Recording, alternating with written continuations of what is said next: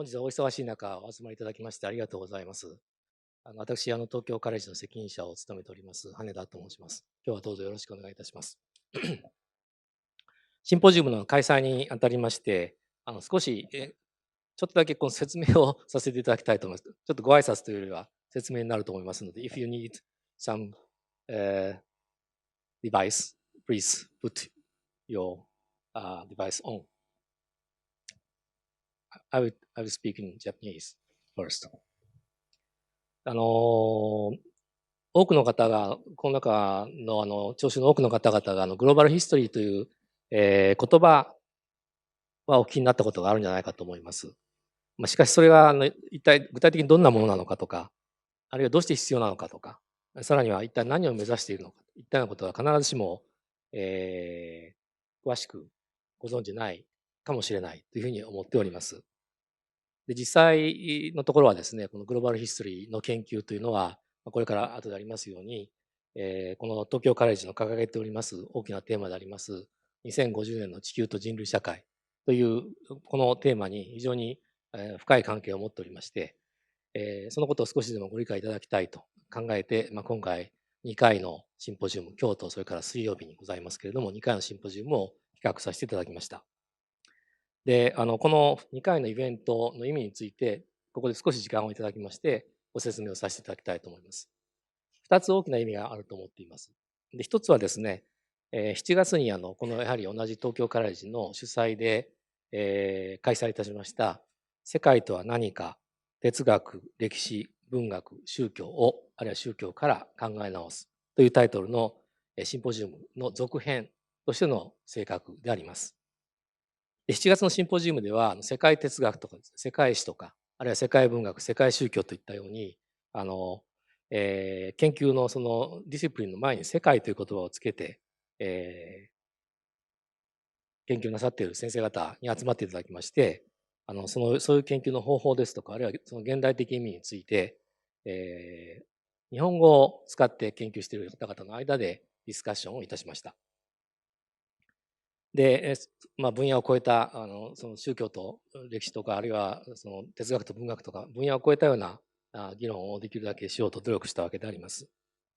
でその際にパネリストの一人として私は世界史のことについてお話をしたんですけれども、それぞれの研究分野の中でつまり歴史である歴史の中でさらに詳しい議論が必要だし、それと同時に日本語以外の言葉を使う研究者との間で議論することも絶対必要だということを申し上げました。そういう意味で今回のこのシンポジウムは歴史研究の分野ですけれども、その分野において日本語を普段は用いていない研究者との間での意見と情報の交換という意味を持っているというふうに考えております。これはそういう意味で7月のシンポジウムの続きだと思います。それから2つ目の性格ですけれども、これは私は2014年度以来続けていますその国際的な教育とそれから研究のネットワーク、グローバルヒストリーコラボラティブというものがございます。でこれはドイツのベルリン・フンボルト大学自由大学とそれからフランスの社会科学高等研究院そしてアメリカのプリンストン大学の研究者たちと一緒にやっているものでありますけれども、このネットワークではですね、年に一度大学院学生のためのサマースクールというものを開催しています。で今回5回目でありまして、1回目東京でやったんですけど、一回りしてまた東京に戻ってまいりまして、今日からサマースクールを始めました。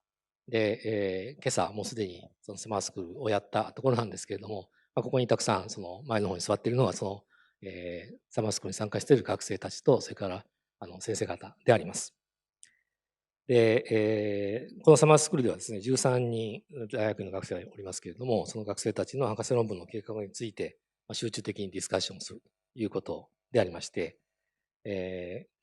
そういう意味でその世界の有力な研究機関から先端的な研究を行っているグローバルヒストリーの分野で先端的な研究を行っている研究者の方々とそれから優秀な大学院の学生がたくさん集まるんですから、この機会を利用して彼らにとっても刺激となるようなイベントを持ちたいというふうに考えて、今日のパネルとそれから明後日のパネルを企画いたしました。で、今日はですね、1回目でグローバルヒストリーはなぜ必要なのかというパネルであります。で、実際のパネリスト、これから後で順番に話をしていただきますけれども、彼らは、すでにその、グローバルヒストリーの研究を行っているわけですから、なぜ、今更改めてグローバルヒストリーが必要かという議論をする必要はないのかもしれませんけれども、東京カレッジとしてはですね、7月のシンポジウムを受けて、歴史の分野における世界を関する研究、世界史ですね。それからここではグローバルヒストリーと、ワールドヒストリーではなくてグローバルヒストリーというふうになっていることが、一つポイントだと思いますけれども、これをその日本語を使わない研究者たちがなぜ必要だと考えて、実際にどのようにしてそれを推進しているのかということを知る良い機会になるだろうと考えています。これが第1の聞きどころですね。第2の聞きどころでありますけれども、今日は日本語圏からもですね、鈴木さんという新進の研究者に報告をお願いしております。で、日本語圏における、このいわゆるグローバルヒストリーの研究と、それから非日本語圏、日本語以外の地域での、グローバルヒストリーにおけるグローバルヒストリーの研究が、必ずしも常に視点だとか、あるいは方法が一致しているわけではありません。で、この異なった視点からの研究同士がどんなふうにうまく結びつくのか、あるいは齟齬をきたすのかというのもですね、今日皆さんに聞いていただきたい第2の論点、あるいは聞きどころであります。他にもたくさんの興味深い報告内容ですとか、あるいは討論が行われると思いますので、ぜひお楽しみいただければと思います。で、本日の司会ですけれども、ベルリン自由大学で学位を取られまして、現在ユニバーシティカレッジロンドンでポストドク研究者の立場にいらっしゃるミハエル・ファチウスさんにお願いすることにしました。でファチウスさんはこのグローバルヒストリーのコラボラティブというそのネットワークを通じて、何年か前に東京大学に滞在されたこともありまして、そういう意味でその、若手の中で、今我々の中で非常に育ってきたというか、我々の中で育ってきたその研究者の一人で、日本東アジア史の研究者であります。日本語もよくお分かりの方なんですけれども、ではここでファチウスさんにマイクをお渡ししますので、後の司会はどうぞよろしくお願いします。ではよろしくお願いします。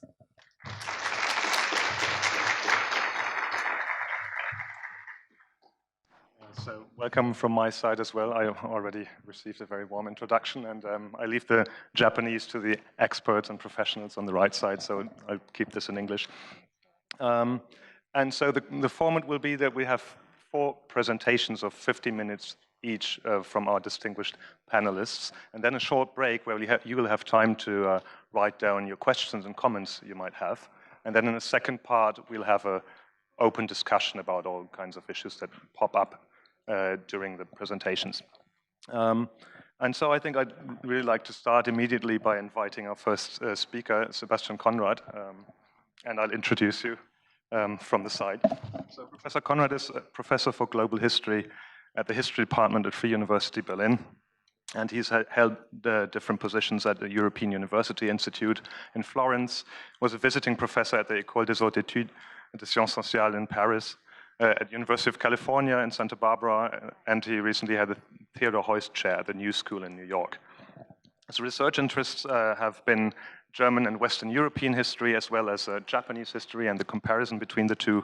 And in recent years, he's been interested in the theory of global history, the history of colonialism, and intellectual history. And his most recent monograph is the 2016 book, What is Global History?, published with Princeton University Press. So thank you. Right. Thank you very much. I'll be speaking about a case study, one example of doing global history. And I chose this example for 2 reasons. First, it is an example that illustrates that global history is not necessarily a history of the globe. It's not necessarily a history of the whole world.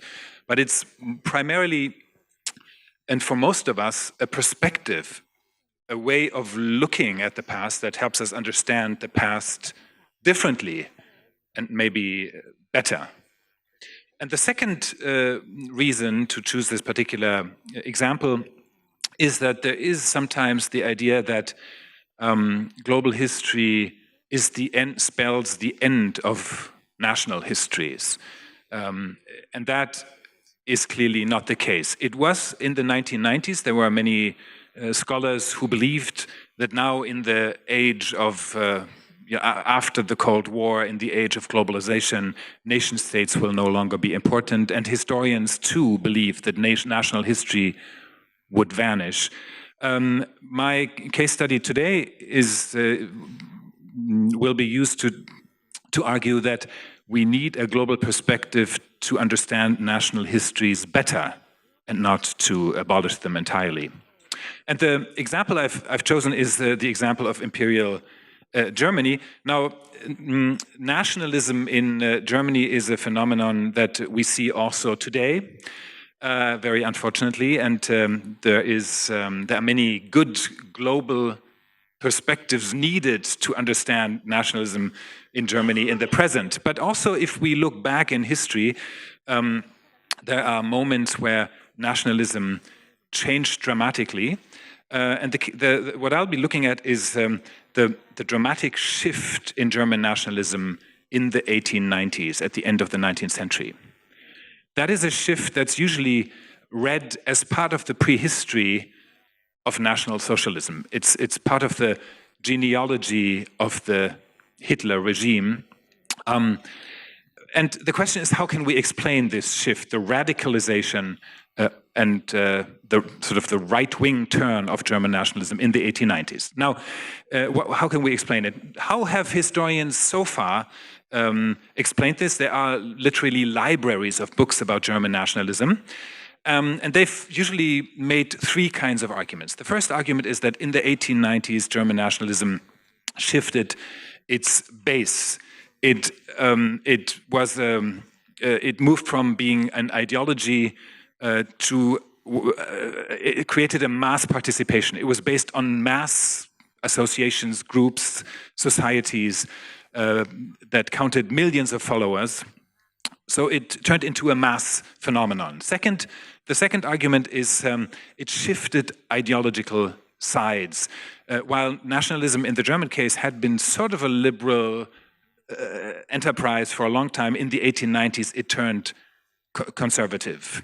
And the third argument is this is the moment when anti-Semitism kicks in. The 1890s are typically seen as the moment when German nationalism turns radically xenophobic.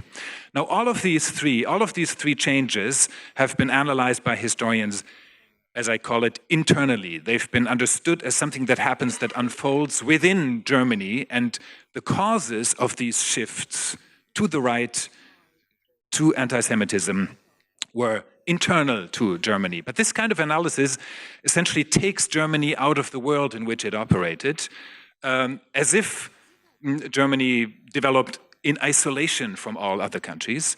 So what I'm arguing instead is that we need to look at the ways in which Germany was part of global exchanges and global interactions to understand this shift in nationalism. So let's briefly look at three ways in which this happens. These are the three. Just in brackets, a similar argument, this is not a very German story. A very similar argument can be made for all kinds of other nationalisms as well. So this is not a German Sonderweg, as it's sometimes called. Now, let's look into the first one, Diaspora Germans. This is about the story of millions of Germans who left Germany, traveled abroad, left Europe, and settled elsewhere, settled in the United States, for example, for the most part, but also settled in places like Latin America, in particular in Brazil. And many of these diaspora groups, the Germans abroad, they created, outside of Germany, new forms of senses of belonging, new forms of identity, ideas about Germanness that were then projected backwards to Germany. So, you know, in the many associations, the festivities, the forms of gathering, the singing of songs and so forth, they created a new sense of Germanness that was premised on the notion of folk. The folkish turn in German nationalism, in some ways, is a result of this particular experience. So, to just give you one example of a quote from these times, so one commentator says, if you want to know and appreciate the power and energy of the German nation, then you have to follow the Germans to the far end of the world, into the swamps and jungles of South America. Here, the German is not in danger of degenerating, implying that the real Germany, the folkish, ethnically pure Germany, actually is constructed outside of the borders of Germany. And this kind of discourse then feeds back into debates in Germany. That's example number one. The second example is race and ethnicity. Now, it's interesting, if you're familiar with the historiography of Germany, to some extent, you will notice that whenever people say race in Germany, they essentially talk about anti-Semitism. The discussion about race is limited to a discussion on anti-Semitism, which is striking because exactly in the 1890s, when anti-Semitism becomes so strong, this is the time when the term race in Germany becomes prevalent in many respects on different levels. First, because it was clearly an element of German colonialism. Scholars have argued that Germany constructed racial states in some African colonies, like, for example, in present-day Namibia. There was, as many of you may know, a genocidal war in Namibia, the Herero War that essentially almost annihilated the local population. Right? There's several books that call this an early example of the Holocaust. The third point is that the Germans, they prohibited what was called at the time racial mixing, that is marriages between Germans and the colonized population. This was something that was not encouraged in many empires, but in the German case, it was legally banned. So it's very clear that at the very moment when anti-Semitism becomes so prevalent, this is exactly the same time when race becomes a crucial issue for German history in the colonies. However, in the literature, these two fields are never linked. There's no connection between them.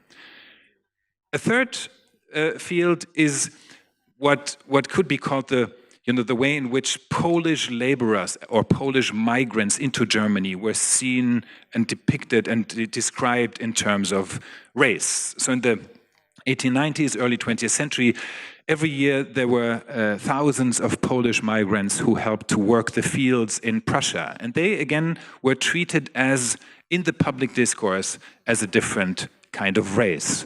This is another example of how migration triggers this discourse of race in the German context.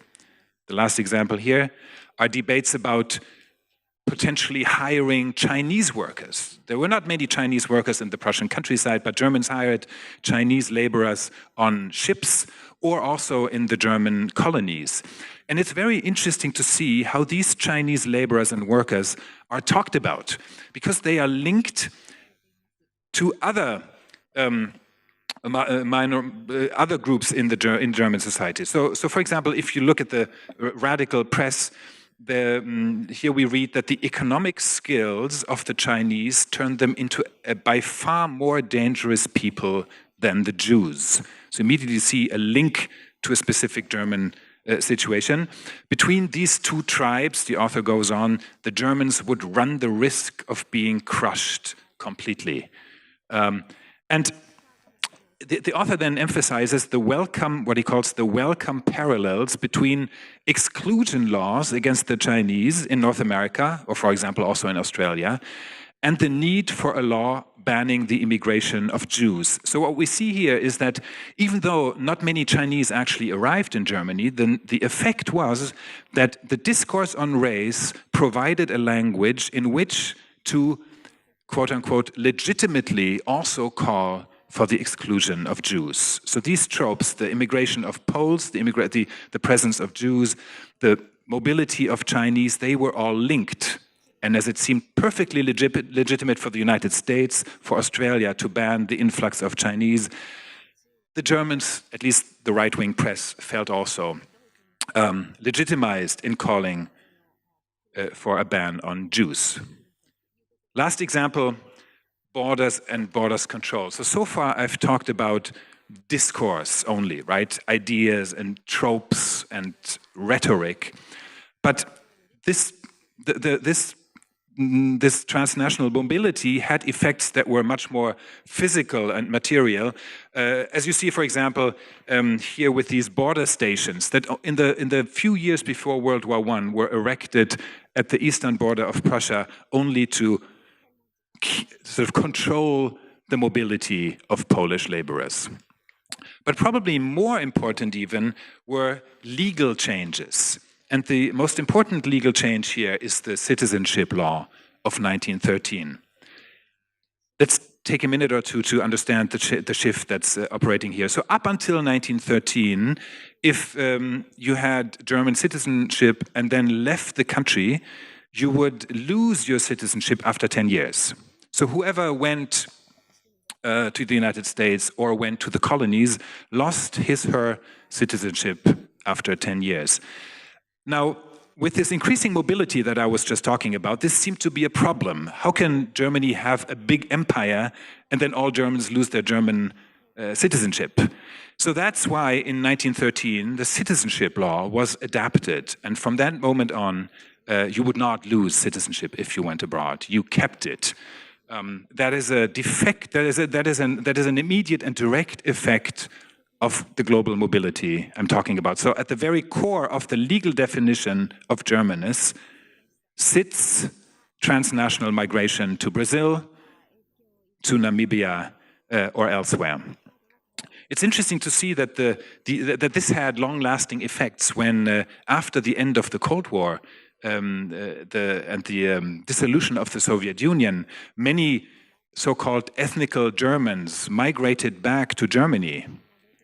They all migrated back on the premises of this citizenship law. Here's a graph that shows you that after 1990, several million, I mean altogether more than 4 million people migrated to Germany as a result of this citizenship law. All of them legally German, even though most of them had never been to Germany. So this change in the definition of Germanness, legally speaking, is an immediate effect of a large transnational or global form of mobility. So all of these aspects, I would claim, are not visible in a historiography that focuses on Germany alone. To understand the radical change in German nationalism, and we could give other examples as well, we need a global perspective. This is then, it's not global history or national history, but we need a global turn in the historiography of nationalism that helps us to understand that the transformations that we see happening are responses to global challenges. And in very similar ways, if we had more time, we could talk about the ways in which nationalism today, be it in Poland, in the United States, in the UK, or also in Germany, again, in its populist version, is a response to global challenges.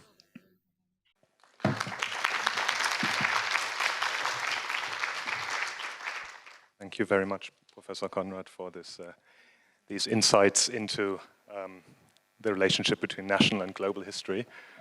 Our second speaker is Professor Marc Elie. He's a professor at the Center for Russian, Caucasian and Central European Studies at the École des Hautes Études des Sciences Sociales in Paris, so the School for Advanced Studies in the Social Sciences. Professor Elie has held positions at the French-Russian Center for Social Science in Moscow, at the Rachel Carson Center for Environment and Society in Munich, and is at the AS since 2009. And his research interests are in the Soviet Union, specifically Kazakhstan, and environmental history, and disasters and drought and desiccation, but also in the history of science and particular pedology, and study of soils. His latest book is in French, monograph is in French, Histoire du Gulag, so the history of the Gulag in the Soviet Union, which appeared with La Découverte in 2017. So thank you very much. Hello, and thank you very much for having me here. So today, I will try to approach the history of the Cold War using the tools of global history. So I've called my name, the Cold War globally. And I want to answer Professor Haneda's question, challenging question of why we need global history by providing a case study from my own research in the history of the environmental sciences during the Cold War. So I use a global history approach. By global history approach, I mean, in my case, the interest for the interplay of integrative and disintegrative processes, the interplay of separation and inclusion, exclusion and inclusion.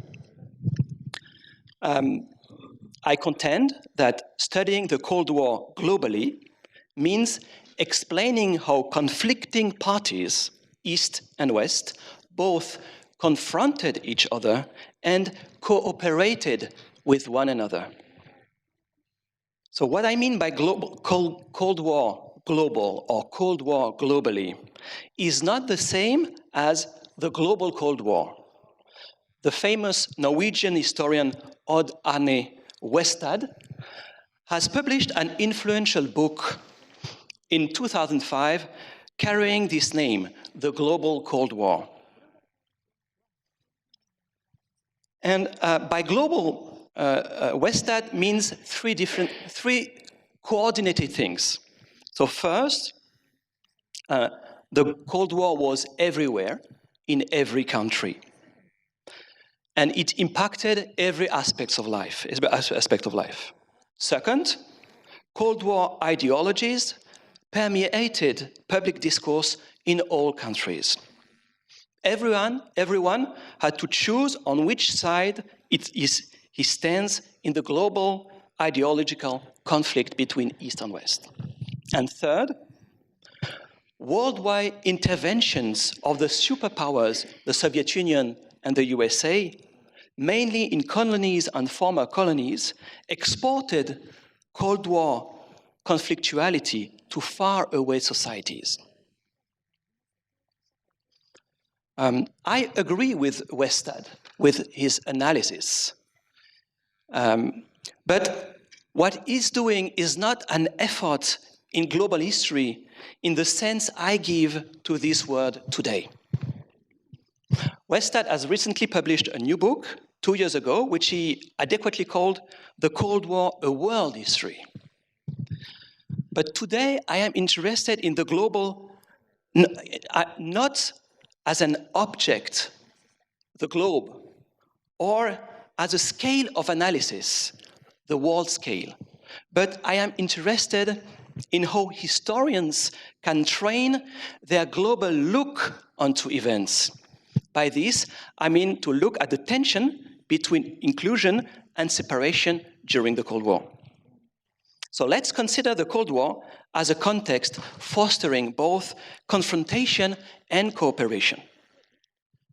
So the Cold War separated the world in two enemy ideological and military blocs to the east and to the west. The Iron Curtain really did hamper scientific, cultural, and economical exchange between the blocs. The Iron Curtain, and so there is no denying that the Cold War has been a powerful force disentangling the world, separating the world. But at the same time, precisely because of the Cold War, precisely because the Cold War made it hard to talk to one another, there was great need of establishing channels of communication and shared work routines. For this very reason, international organizations were created and expanded considerably during the 1950s, 1980s. And this organization strengthened cooperation between East and West. A second reason to pay more attention to cooperation during the Cold War is that the East-West conflict included more and more competitive aspects.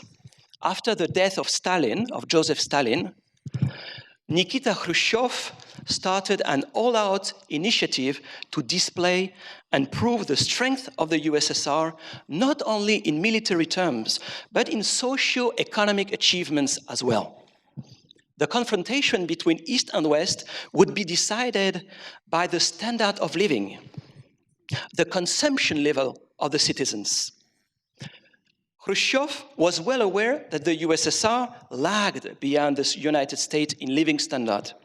And so he pledged to catch up and overhaul the USA in this sector by having more kitchen appliances, producing more meat, having better health indicators, building more houses, and so on. This specific Cold War competition intensified exchanges between the USSR and Western countries, including Japan, because foreign technology were badly needed to modernize production in the Soviet Union. Let's now turn to an example of confrontation and cooperation during the Cold War. I take the environmental sciences, the earth and biological sciences as an example. So the environmental sciences exemplify the tension between cooperation and confrontation, competition and collaboration. Many scientific disciplines were weaponized during the Cold War to serve strategic needs. Historians have shown that the military gave huge grants to oceanographers, seismologists, and climatologists, and many other scientists to better understand the environment in which missiles fly and submarines navigate. Under contract with the military, these scientists built huge, large institutes and engaged in so-called big science. At the same time, though, scientists maintained an ethos of international cooperation. They claimed that scientific research is a universal aspiration and that science can progress only via collective international efforts.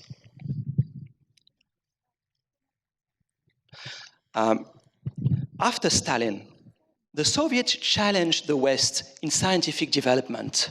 This is the so-called Sputnik Shock of 1957, when the USSR launched the first artificial satellite, followed by Yuri Gagarin's first flight into space in 1961.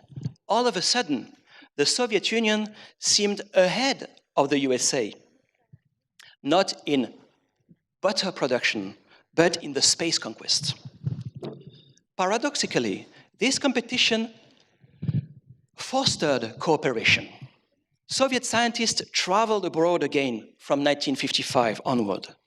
The International Geophysical Year in 1957-1958 was a major worldwide scientific event when scientists from East and West met in joint projects and exchanged data on an unprecedented scale.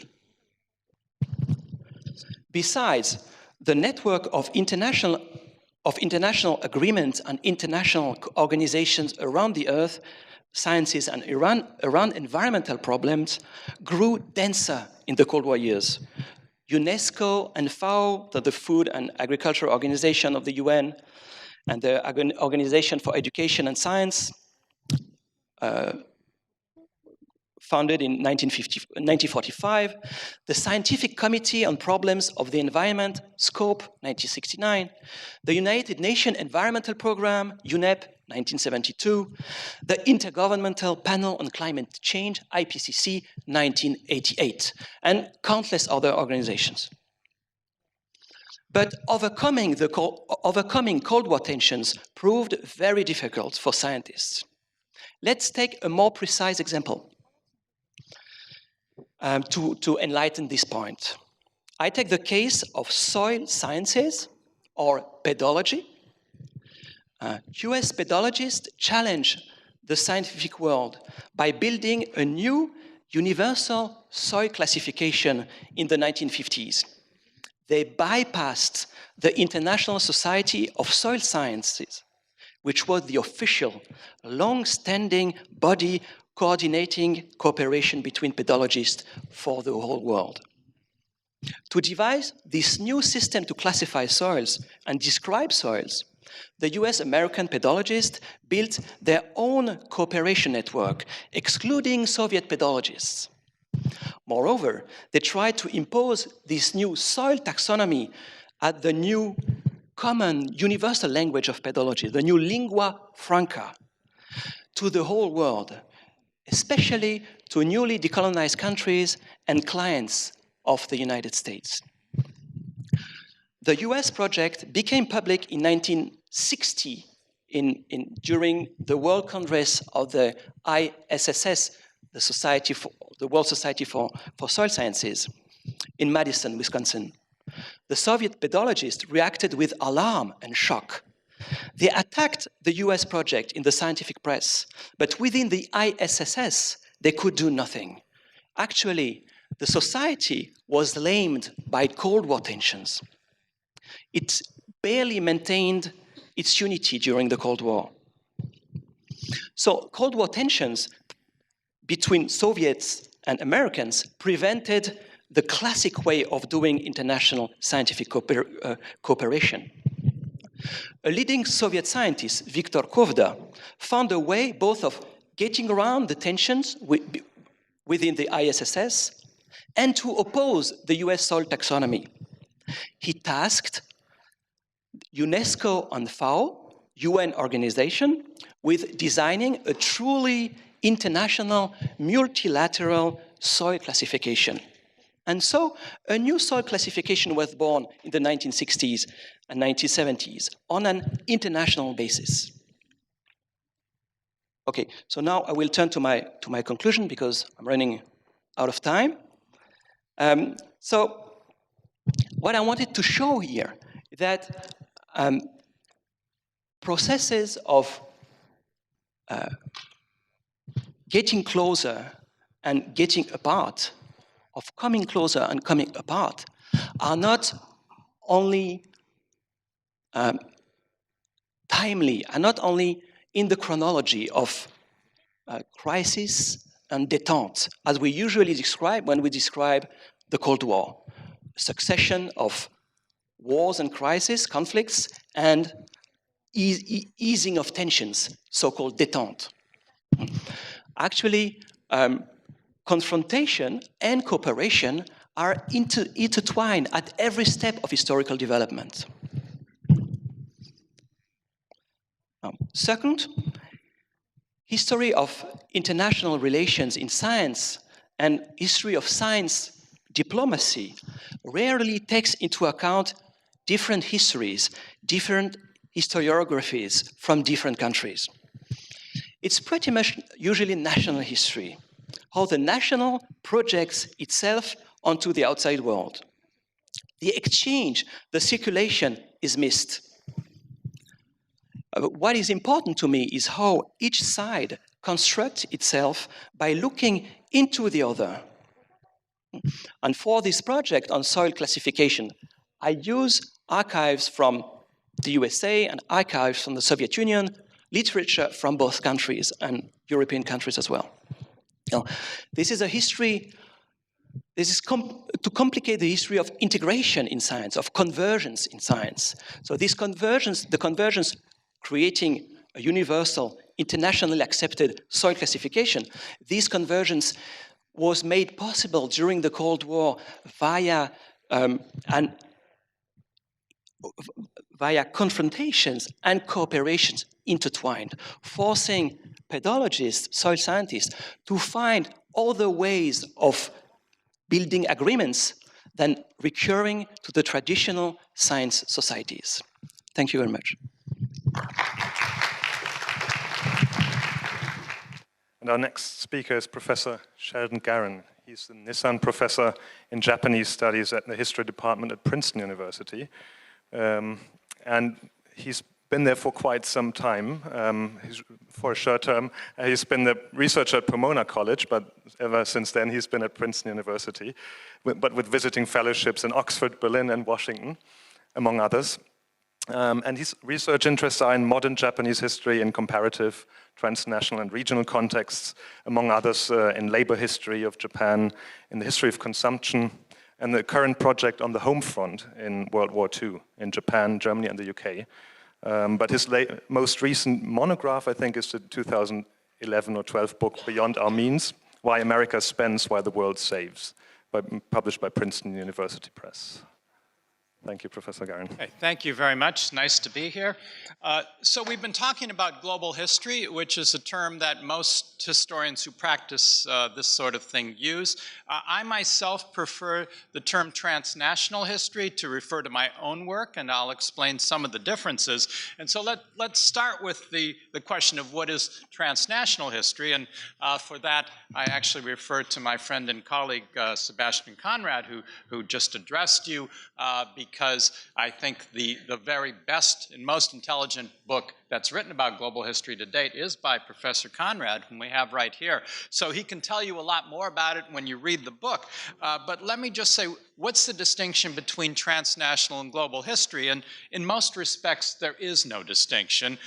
They're pretty much the same thing. Both transnational and global history differ from the older field of comparative history, in that comparative history compares similar-looking phenomena in various societies, whether they're related or not. So a good case would be a very good comparative history a while ago on the topic of feudalism in medieval Europe and medieval Japan, two places very much separated by distance and yet with remarkably similar systems that you can compare and sometimes contrast. So transnational and global history often overlap with comparative history, but they're not quite the same. Because what transnational and global history have in common is they both emphasize connections. In other words, how different societies not only might have comparative phenomenon, but how these phenomena are actually connected in history. So they tend to study, in terms of connections, the flows of ideas, institutions, peoples, practices, commodities across borders and oceans. And in terms of connections, in the last two presentations by Professor Conrad and Professor Elie, you had very good concrete examples of connections, whether it was the German diaspora or a Polish-German interaction in creating and explaining things in German nationalism, or in Professor Elie's case, about competition and cooperation in terms of Cold War science. So connections is very important. There are some small differences between transnational and global history. And perhaps the most obvious one is that transnational history presupposes the existence of nations. This is important because before 1850 or 1800, in most parts of the world, you don't have very strong nation states. So if you're doing the medieval world, for example, 12th century, it's not very meaningful to talk about transnational history because you can't transcend nations. Nations don't exist. So transnational history tends to be a term that we use more for the modern period, particularly the last 100 or 150 years.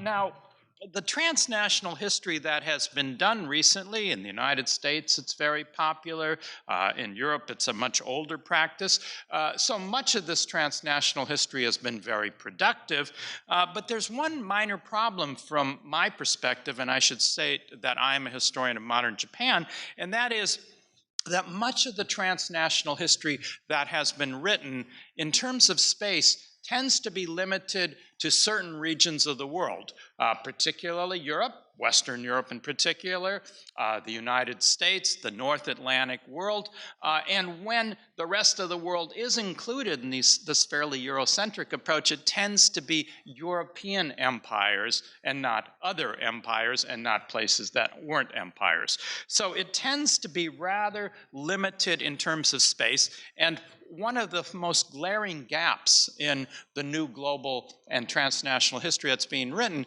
is the exclusion, general exclusion, not total exclusion, but general exclusion of East Asia, and particularly of Japan. And I think this is unfortunate, speaking about Japan, because including Japan in global history would be very beneficial to global history itself. Why is this? Well, few people who study European or American history realize realize this, but modern Japan in the last 150 years or so has been a very energetic transnational actor and learner. It's been active in international organizations almost within a few years after the Meiji Restoration of 1868. It's been a major player in international forum, both in international relations, but also in science and learning and things like that. So including Japan is important. There's another reason to include Japan, and that is because from about the time of the Meiji Restoration, even before the Meiji Restoration, Japanese have been very energetic investigators of what other nations are doing in various policies and programs. And Japanese detailed investigations of other nations really help reveal a more global circulation of ideas and institutions. So in other words, we're not simply talking about developments in Japan being caused by the outside world. We're talking about how the Japanese see the world is actually very important for helping us understand how, for example, European nations are learning from each other about war or social policy or things like that. We can see it, the global circulation of ideas and practices through the eyes of Japanese history. Another reason to look at transnational history is that by doing transnational history and including Japan in transnational history, it tends to challenge the myths of Japanese exceptionalism. Now, this is important for those of us who study Japan. Everybody in the room, most of you are Japanese. You're very aware that when things about Japan are being discussed, you constantly hear the phrase, this is uniquely Japanese. This is a Japanese exception. The Japanese are different from other people. Well, when you start practicing transnational history, you begin to realize that many of the things that look uniquely Japanese were actually formed as part of transnational and international encounters with the rest of the world. Now, there's no one formula for studying transnational history, but I'd like to propose, maybe you could call it a manifesto or perhaps guidelines for improving, better realizing the promise of transnational history. And we would start with one point that is not it's not my point alone, but Professor Conrad talks about this a lot in his book and his other work. Transnational history doesn't mean excluding the nation state. This is a common misunderstanding.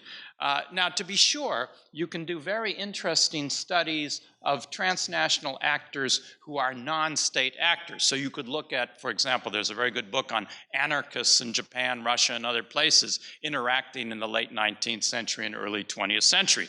Anarchists are not state actors, obviously. You can look at ordinary people who are migrants from Japan, let's say, to California. That is also a sort of a non-state actor. But for the most part, in many transnational studies, the nation state actually figures as a prominent unit for analysis. And there are reasons for this. If we think of Japan, for example, in the Meiji era or the early 20th century, many of the transnational connections are quite difficult to do unless you have resources, unless you have money. Japan is very far away from the areas of the world it thinks are the most important, namely Europe, North America. It takes money, it takes resources, and so many of the transnational actors who gather knowledge in Europe or the United States are in one way or another state actors. Sometimes they're professors at the Imperial University, but those are state actors as well. Sometimes they're bureaucrats. So it's important that the nation state can be a very important part of transnational history. A second point for transnational history is that when we do transnational history of Japan or anywhere else, it's very important to go beyond two cases.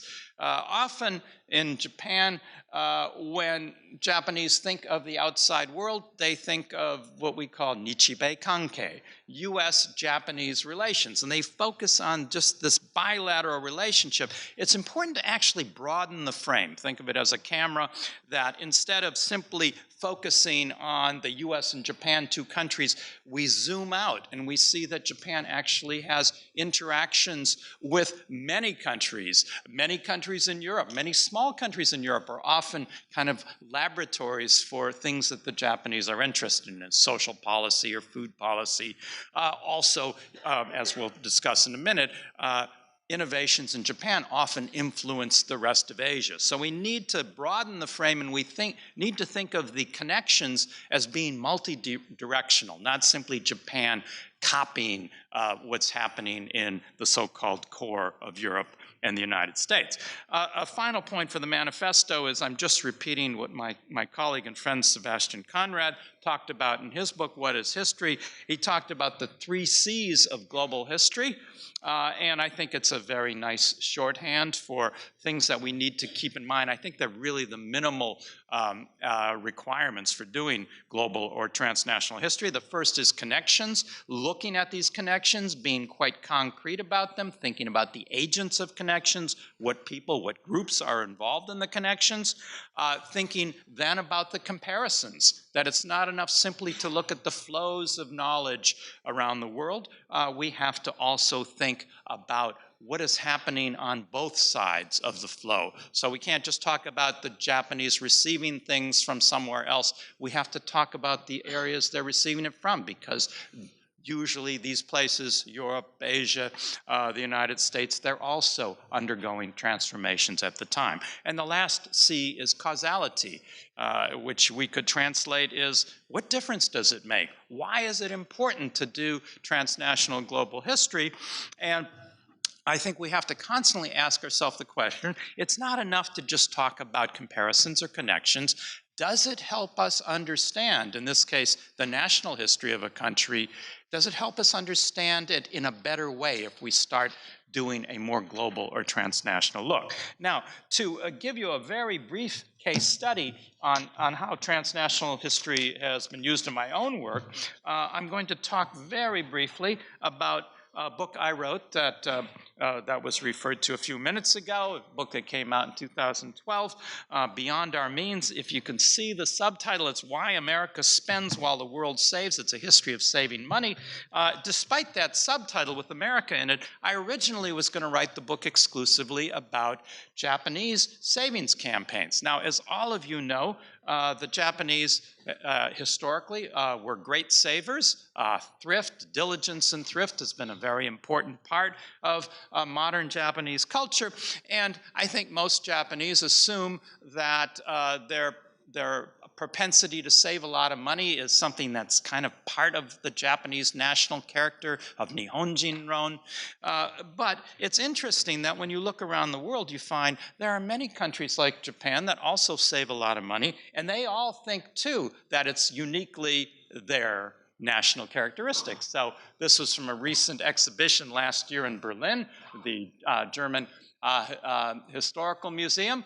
They did a whole exhibit on saving money, and for them, actually, I was a consultant on this, and I said, you should make it very transnational, and they ignored me, and instead said, well, no, saving, it's a German virtue, just like Japanese say it's a German virtue, and Koreans say it's a German virtue, and there are a lot of great savers in the world. So I'm not going to show you this, but the French, the Germans, the Belgians, the Austrians, it's amazing how many people save just like the Japanese do. So it's not unique at all. So the book project became a question of showing how this propensity to save in all these societies was actually very molded by transnational flows of knowledge. And in the Japanese case, for example, many of the things that we think about as uniquely Japanese, okay, so Yucho, the postal savings system, okay, people who are Japanese, when you hear it, you get emotional. It's, you know, it's such a wonderful Japanese institution, right? Everybody has a postal savings account. Well, it's hardly uniquely Japanese. The Japanese system's very old, 1875, but first there was a British system, the Post Office Savings Bank in 1861, then there was a Belgian system, and then postal savings was one of these great global currents in the late 19th century as a major social policy. So what the Japanese were doing was really participating in the global flow of knowledge. And also school savings banks. Many of you in the audience look like when you were younger, you may have been in what is it, Kodomo no Ginko, things like this at a children's bank. Again, you might think of this as uniquely Japanese, but it was a major innovation and a major part of global and transnational learning from the late 19th century on. Well, it's interesting that Japan is not always taking knowledge from the rest of the world, and this is an important part of transnational knowledge. They're also, in many cases, making knowledge. They're being a model themselves. And you see this particularly in the Russo-Japanese War of 1904 and 5.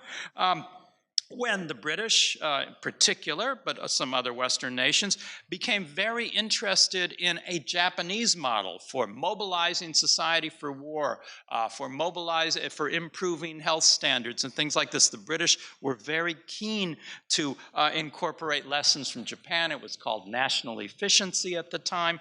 So we have this learning process, and the great science fiction writer H.G. Wells in 1905 actually writes a book, a utopia mainly for Britain at the time, and his heroes are these strange-looking people like this man here, who is called the samurai. The samurai would be the guardians of the utopia. So there was a lot of learning from Japan, as well as the Japanese learning from others, and this becomes very circular. So during the First World War, the British and others have these very elaborate savings campaigns. You can see this in an American poster, a British poster. The British and Americans are learning from each other, but the Japanese also are learning.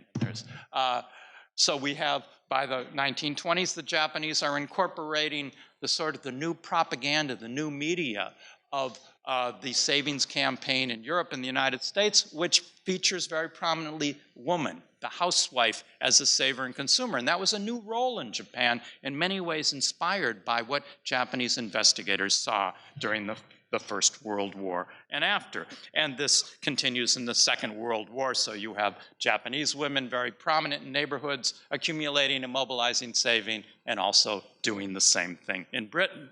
And after World War II, again, the Japanese have these savings and austerity campaigns, national salvation campaigns to revive the country after 1945, but this too, the Japanese are participating in a global process because in Europe, too, you have these same savings and austerity campaigns.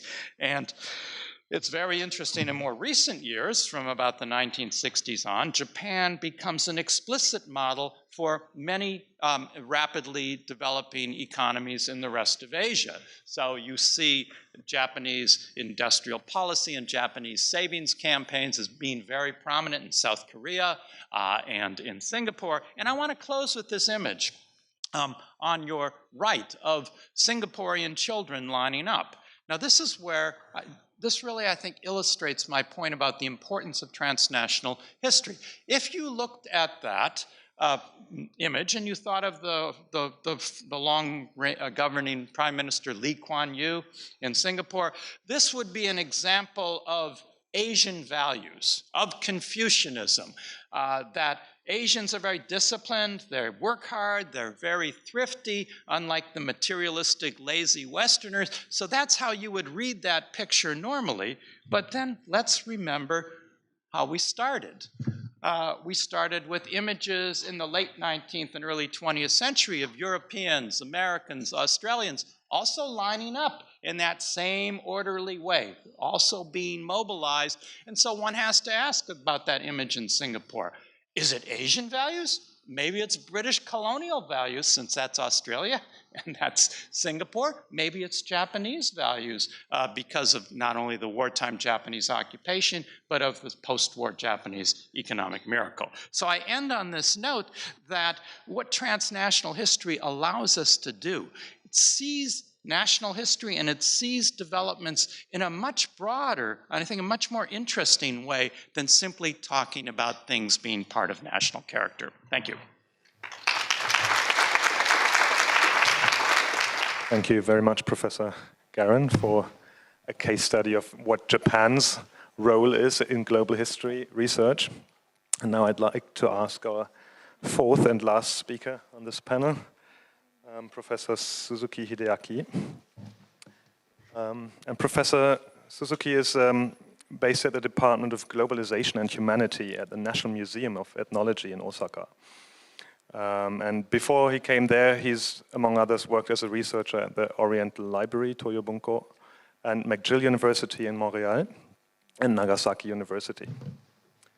His research interests are in the African diaspora in the Indian Ocean, so in general East African history also, and maritime history, issues of slavery and piracy. And a recent publication is his Slave Trade Profiteers in the Western Indian Ocean, Suppression and Resistance in the 19th Century, which was published with Paul Grave in 2017. So thank you, Professor. Okay. Well, thank you so much for the invitation. And then today, I do not represent the Japanese historian of the global history. I'm sorry, Haneda Sensei. But rather than that, what I want to do, what I want to do is to talk. My talk today is based on my own interpretation of global history. And the question we are going to talk about today is why do we need a global history? But I like to set another question in order to approach this question. That is, why do we have a global history? I regard the global history as one of our reaction to the present-day borderless world. I believe all of us, or at least most of us here, recognize that we are in the process which conventional boundaries seem to lose their meanings, importance, and then also solidity.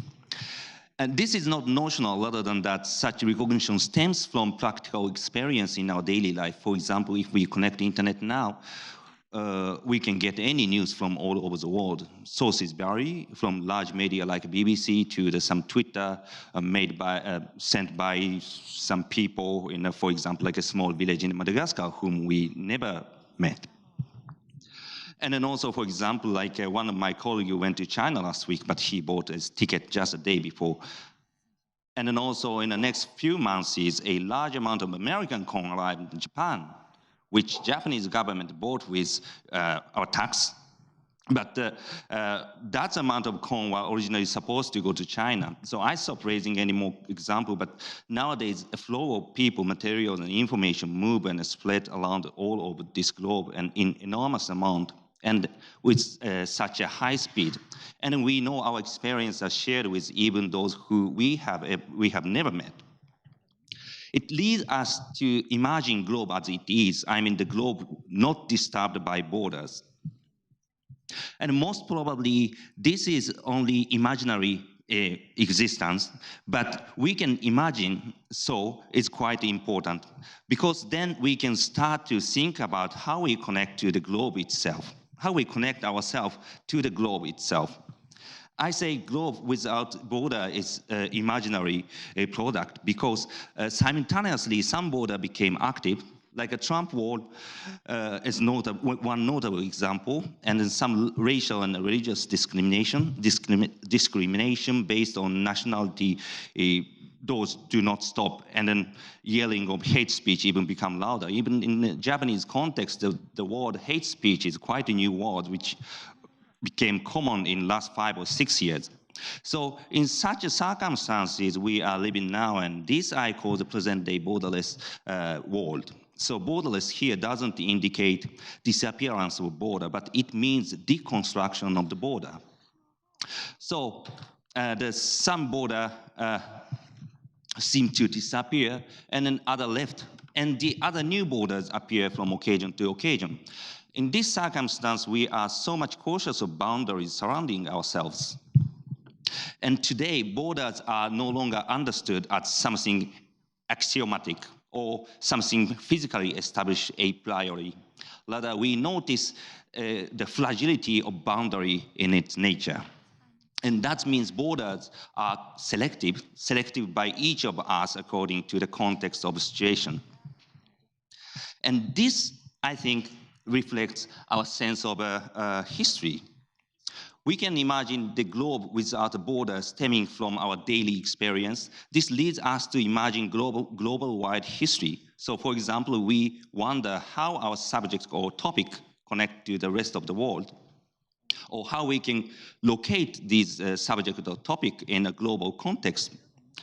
And such kind of questions stemming out from our daily experience. But simultaneously, from other occasions, we observe existence of borders dividing this globe. So I think this context between really borderless globe, probably these are products of some imaginary products, and an existence of border is an important issue for global history. Because as we are now, our relationship with the entire globe is in a sense developed and also supported by these borders. Therefore, I regard one of the fundamental elements of global history is enhancement of doubts about conventional setting of time and space, and challenges to find out appropriate setting of time and space for some particular subject to connect with the globe. But then, many of you might think that the global history is not the first challenger to do doubt conventional settings. Indeed, many historians have challenged to overcome conventional setting, largely influenced by national history or area studies hegemony. So global history is not isolated and it's not something suddenly appeared. Instead, this is a phase of this emerged in the face of continuity. But what is characteristic is that the global history always thinks about the way to locate the subject or topic in the global setting. And in the next slide, I like to show one example to you. As I'm introduced, I'm working on the Indian Ocean history because I'm fascinated by the dynamics of communication and exchange among different people. And in Japan, history of the Indian Ocean is categorized into what we call kaikishi. So kaiki is literally means maritime region, and shi means history. So if I translate kaiichi directly, it's a history of maritime region. And I do not go into the detail, but since the late 60s, the Japanese historians have tried to describe history placing the ocean at its center. And the scholars working on this kaikishi well recognize the problem of border issue and try to overcome it. For example, Hikoichi Yajima stressed the importance of the Indian Ocean world. Firstly, this is a place where Africa and Asia can be understood comprehensively. And then secondly, the Indian Ocean world can relativize land-centric history. And as a third point, he found it's the space which human beings can share. And then another example, for example, Shiro Momoki and his colleagues advocate the notion of Kaiki Asia, because they found that it can provide a perspective to overcome the limit of conventional Asian history, Japanese history, and Oriental history. So Kaikishi demonstrates the communication and exchanges across the border of the conventional historical unit of Kaiki. And indeed, I found their challenge largely succeed to break through conventional boundary of existing historical units. But ironically, it contains a contradiction if we put it in a global history context. I think I try to explain with the notion of the network. The network is one of the basic concepts to set Kaiki.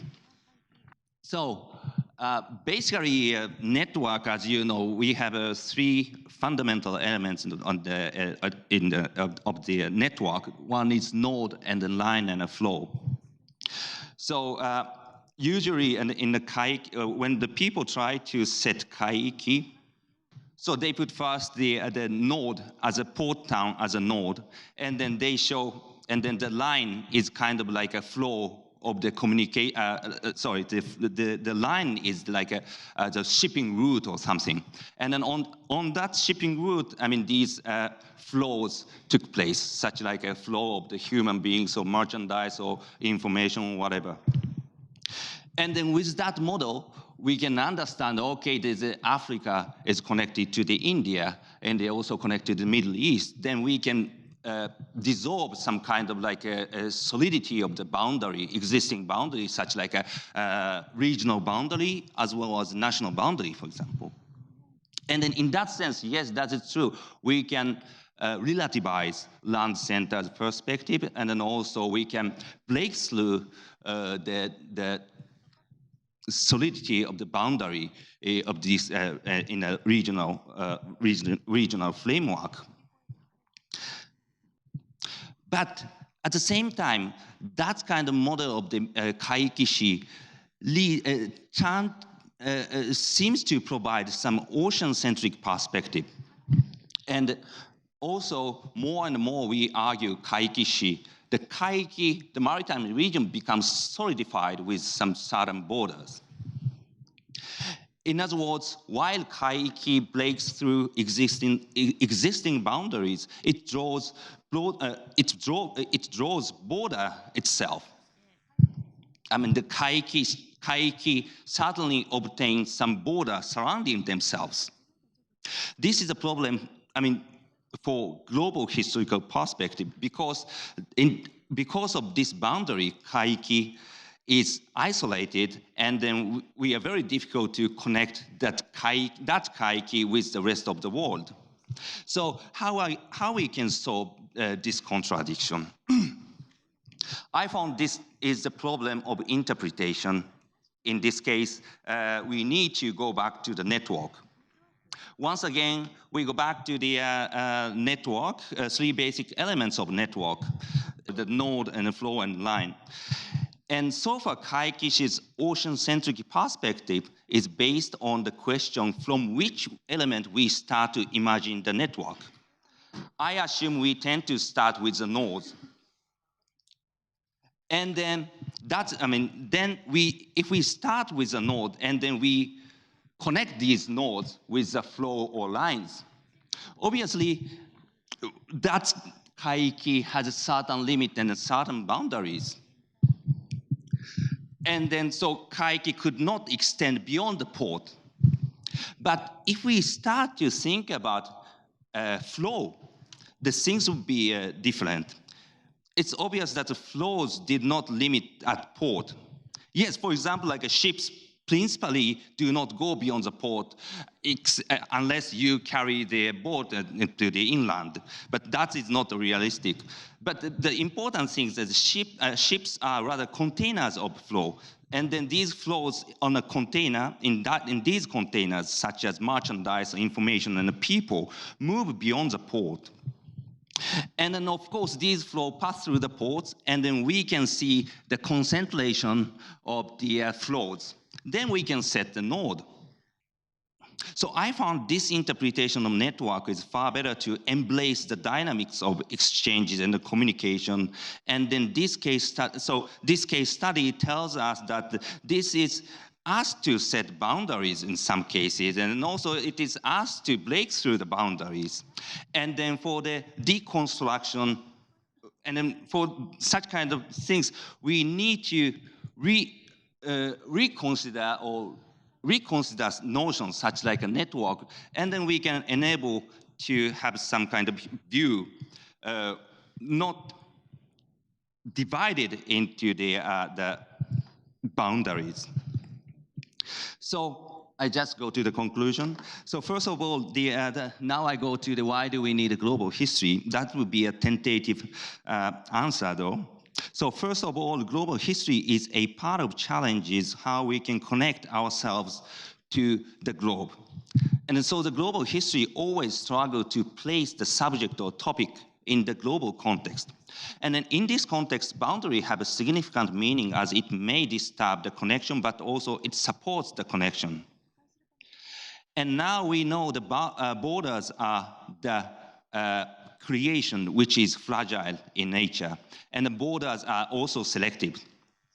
So we need to set appropriate border if necessary, or if not, but at least we need to reconsider that border, because the border or boundary is a way, is the things through which we can connect ourselves with the globe.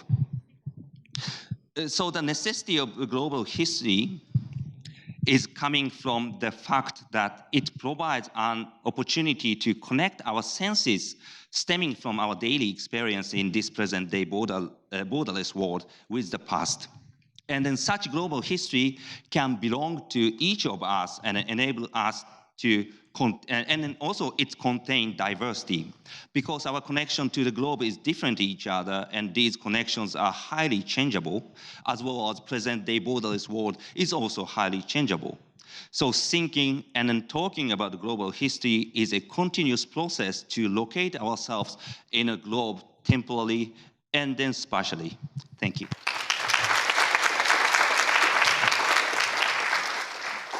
Thank you very much, Professor Suzuki.